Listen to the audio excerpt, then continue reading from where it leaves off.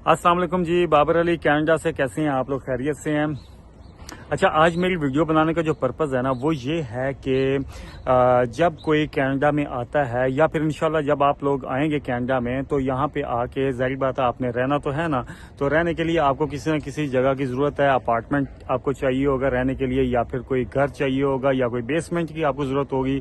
तो आज इस वीडियो में मैं आपके साथ ये डिस्कस करने वाला हूँ कि यहाँ पे आपने अपार्टमेंट या रूम रेंट पे कैसे लेना है, रेंट सिस्टम कैसा है, यहाँ का रेंट कितना है, और उसके अलावा अगर आप यहाँ पे सिंगल आ रहे हैं, फैमिली के साथ आ रहे हैं, या एज अ स्टूडेंट आ रहे हैं, तो आपको मतलब कि क्या चीज़ रेंट पे लेके आपको रहना होगा, वो भी मैं आपके साथ डिस्कस करूंगा। उसके अलावा रेंट कितना है ये भी डिस्कस करूंगा।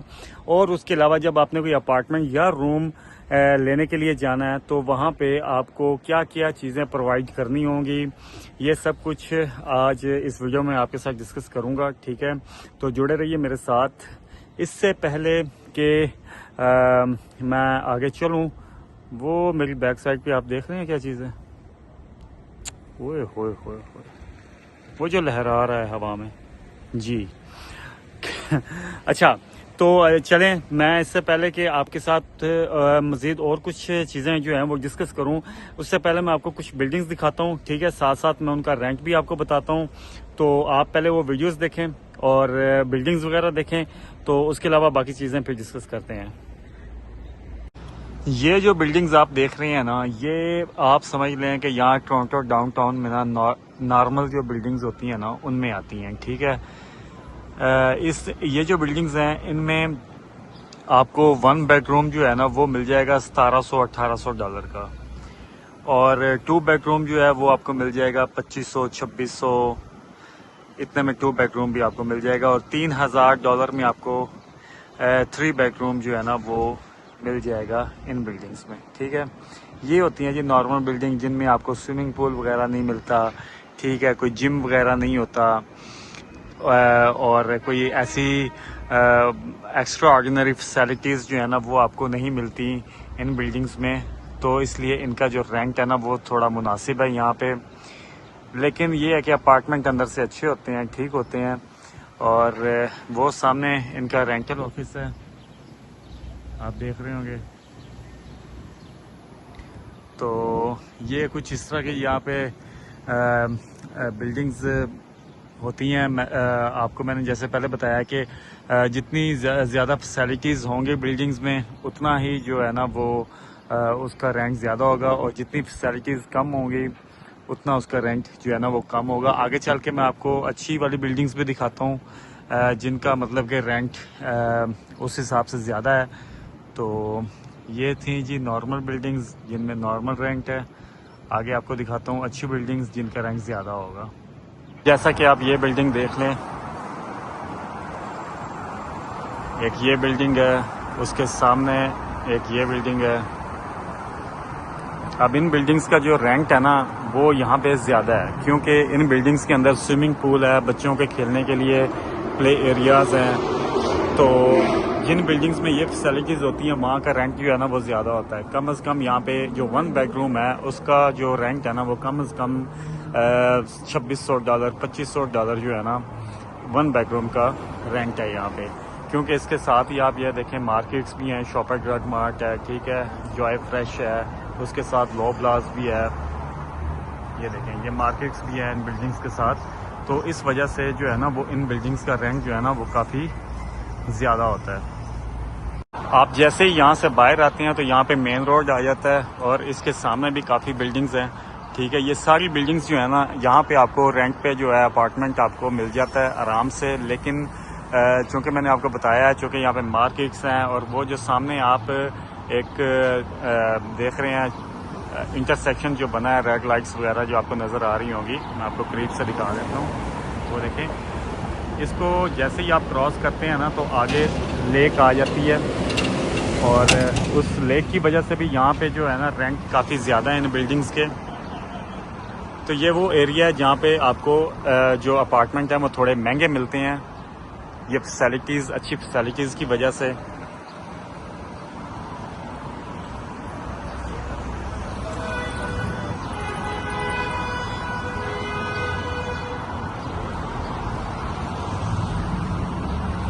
इसके अलावा ये आप बिल्डिंग्स जो देख रहे हैं, ये मेरे आसपास जो मैं आपको दिखा रहा हूँ, इन बिल्डिंग्स का रेंट जो है ना वो भी कम से कम 1 बेडरूम का जो है वो $2000 से ऊपर है, और जो 2 बेडरूम है उसका रेंट जो है वो $3000 के लगभग है। इन बिल्डिंग्स में रेंट ज़्यादा होने की वजह ये है, ये देखें, ये मेरे सामने रॉजर्स सेंटर है, बेसबॉल का स्टेडियम है इनका, ठीक है, टोरंटो ब्लू जेज, और इसके साथ ही ये देखें CN टावर, जिसे देखने के लिए दुनिया दूर दूर से आती है। इन दो चीज़ों की वजह से यहाँ पे जो आसपास की बिल्डिंग्स हैं इनका रेंट जो है ना वो ज़्यादा है। यहाँ पे जी वही बात है कि पैसा फेंक तमाशा देख, जितना गुड़ उतना मीठा। जिस जगह के करीब जितनी ज़्यादा इंटरटेनमेंट की चीज़ें होंगी, प्लेसेस होंगी, वहाँ का रेंट जो है ना वो उतना ज़्यादा होगा।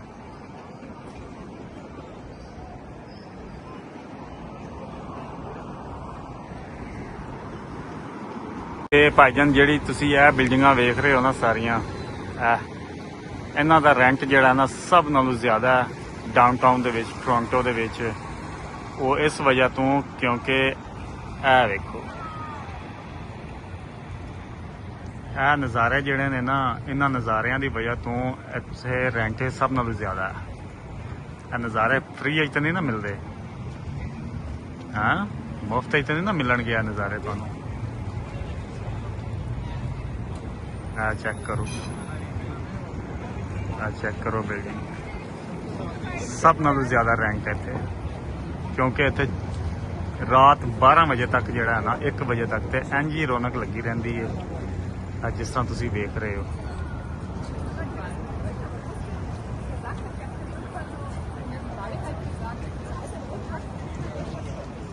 कश्तियां ते बहुत, झूटे लो, नज़ारे वेखो। ते कम अज कम 1 बेडरूम का $3000 रेंट भी भरो नाल नाल।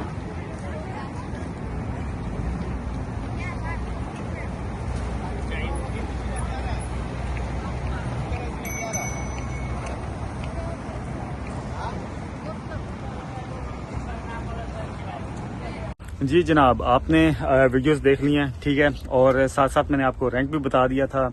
तो डेफिनेटली जो बिल्डिंग जितने अच्छे एरिया में होगी और उस बिल्डिंग के अंदर जितनी ज़्यादा फैसिलिटीज़ होंगी तो उसका रेंट जो है ना वो ज़्यादा होगा। उसके अलावा नॉर्मल बिल्डिंग जो मैंने आपको दिखाई थी उसके अंदर डेफिनेटली फैसिलिटीज़ ज़्यादा नहीं है, तो उसका जो रेंट है ना वो भी कम है। तो इसी तरह यहाँ पे सिस्टम है, ठीक है। तो ये मैंने आपको डाउनटाउन की बात बताई है। डाउनटाउन से अगर थोड़ा सा बाहर भी चले जाते हैं ना तो वहाँ पे भी आपको थोड़ा सा $200-300 का ही फ़र्क पड़ना है। बाकी रेंट जो है ना वो तकरीबन सेम ही है, काफ़ी हाई है यहाँ पे। रैंक सिस्टम जो है ना इनका काफ़ी हाई है। अच्छा, जो सिंगल और स्टूडेंट बंदा आता है ना वो ज़्यादातर यहाँ पे शेयरिंग पे ही रहता है, ठीक है, क्योंकि अगर जब वो शेयरिंग में रहता है ना तो ऐसी बिल्डिंग्स में उसको 500 या 600 या मैक्सिमम उसको $700 जो है ना वो हिस्से में आता है और वो बिल्डिंग के मजे लेता है, ठीक है। और इसके अलावा जो फैमिली होती है तो जिसके 1 या 2 न्याणे हैं वो उनके लिए 1 बेडरूम भी चल जाता है। जिनके 3-4 न्याणे हैं उनको 2 बेडरूम लेना पड़ता है, और जिनके वावा सारे न्याणे होते हैं तो मतलब फैमिली बड़ी होती है, 7-8 मेंबर होते हैं फैमिली के, तो उनको 3 बेडरूम यहाँ पर लेना पड़ता है, ठीक है। तो ये होता है जी, ये है जी यहाँ पे रेंट का हिसाब किताब। और उसके अलावा यहाँ पे घर जो है ना वो भी मिलते हैं रेंट पे, ठीक है ना। बिल्डिंग से हट के अपार्टमेंट अगर आपने नहीं लेना तो आपको घर भी मिल जाते हैं। तो घर जो होता है ना उसमें ज़्यादातर लोग बेसमेंट में रहना पसंद करते हैं, और मिलती भी यहाँ पर ज़्यादातर आपको बेसमेंट की हैं, क्योंकि जो ऊपर वाला घर होता है ना उसमें ओनर खुद रह रहा होता है और नीचे बेसमेंट जो होता है ना वो रेंट पे दे देता है।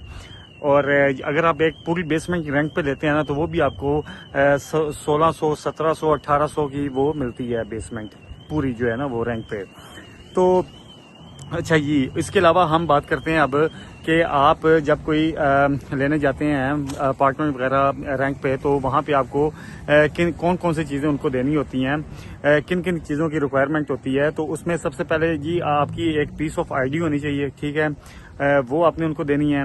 उसके अलावा एक वाइड चेक होता है। वाइड चेक होता है जब आप किसी भी अपने बैंक में अकाउंट खुलवाने जाते हैं ना, तो वो आपको एक पेपर देते हैं, उसे वाइड चेक कहते हैं।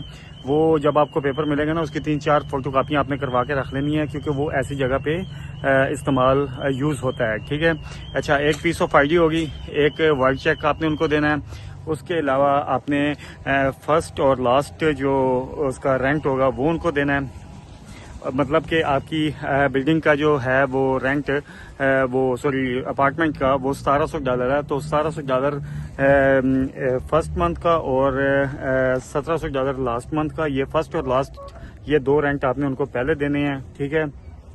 उसके अलावा आप जो जॉब करते होंगे वो जॉब लेटर उनको चाहिए होगा, और आपकी 2 महीने की जो बैंक स्टेटमेंट है वो उनको चाहिए होगी, क्योंकि उन्होंने देखना होता है कि भाई इसकी तनख्वाह वगैरह जो है वो आ भी रही है कि नहीं आ रही ना। वे असं अपनी बिल्डिंग वाड़ दईए, कमरा दे दईए तो कल ये को रेंट भी ना होए। और एक और बात है, यहाँ पे अगर आप किसी जगह पे रहने लग जाते हैं, किसी अपार्टमेंट में या किसी घर में, तो वहाँ का जो ओनर है, आप उसको अगर किराया वगैरह नहीं दे रहे हैं तो वो आपको जबरदस्ती निकाल नहीं सकता। जिस तरह पाकिस्तान में होता है ना, बांडे चौक के हो सुट्टे बाहर निकलो साढ़े घर, तो ऐसा यहाँ पे सीन नहीं होता, ठीक है। वो आपको जबरदस्ती निकालते, 1 महीने का नहीं दिया, 2 महीने का नहीं दिया, 3 महीने का नहीं दिया, तो वो जबरदस्ती आपको बाहर नहीं निकाल सकते हैं। वो ज्यादा फिर वो जाते हैं कोर्ट में जाते हैं, तो वो केसेस बड़े लंबे चलते रहते हैं। खैर, इसलिए उन्होंने अपनी तसल्ली करने के लिए ना ये चीजें उनको देखनी होती हैं कि ये बंदा जॉब वगैरह कर रहा है, सारा कुछ कर रहा है, इसको पैसे आ रहे हैं, कल को ये हमारा रेंट वगैरह दे सकेगा या नहीं दे सकेगा। ये है जी यहाँ पे सीन, ठीक है। और रहने का जो चीज़ें उनको चाहिए होती हैं वो भी आपको बता दी हैं। रेंट यहाँ पे कितने हैं वो भी बता दिए हैं, 1 बेडरूम का, 2 बेडरूम का, 3 बेडरूम का, बेसमेंट का, सब कुछ, ठीक है। तो मैंने कहा ज़रा अपने भाइयों को बता दूं, ठीक है। अगर इसके अलावा इससे मुतालिक आपने कोई क्वेश्चन वगैरह पूछना है तो वो आप मुझसे फिर पूछ सकते हैं। मैं आपको जवाब देने में बिल्कुल शर्म महसूस नहीं करूँगा। अपना ख्याल रखिएगा, मिलते हैं अपने किसी अगले ब्लॉग में। अल्लाह हाफिज़।